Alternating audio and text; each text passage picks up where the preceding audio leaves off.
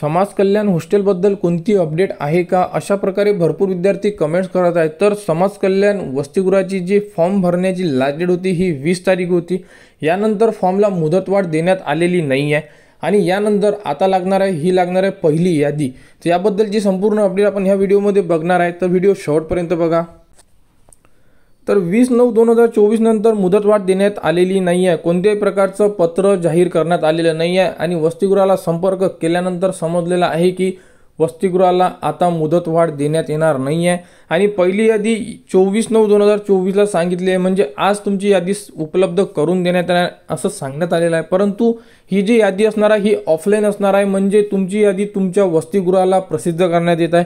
तर आपल्याकडे ज्याही वसतिगृहाची यादी येईल ती तुम्हाला आपल्या यूट्यूब चॅनलवर व आपल्या टेलिग्राम चॅनलवर उपलब्ध करून देण्यात येणार आहे, परंतु यादी ऑफलाईन लागण्यात येणार आहे, म्हणजे फक्त आणि फक्त वसतिगृहाला डिस्प्ले होणार आहे। त्याच्याबद्दल तुम्हाला कॉल येणार जर तुमचे नंबर लागले तर, तरी तुम्ही तुमच्या वसतिगृहाच्या संपर्कात राहा, जेणेकरून लिस्ट लागल्यानंतर तुम्ही ते लिस्ट बघू शकले पाहिजे आणि आपल्यापर्यंत जेवढ्या लिस्ट येतील त्या तुम्हाला आपल्या यूट्यूब चॅनलवर उपलब्ध करून देण्यात येणार आहे।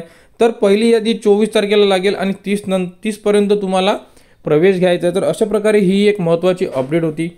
तर लिस्टबद्दल अजून कोणतीही अपडेट उपलब्ध झालेली नाही आहे, परंतु आज उद्यामध्ये जशी आपल्याकडे लिस्टबद्दल अपडेट येईल ती तुम्हाला आपल्या यूट्यूब चॅनलवर उपलब्ध करून देण्यात येणार आहे। तर समाज कल्याण हॉस्टेल म्हणजे गव्हर्नमेंट हॉस्टेलबद्दल डेट वाढलेली नाही आहे आणि ही आता फॉर्मची डेटसुद्धा संपलेली आहे।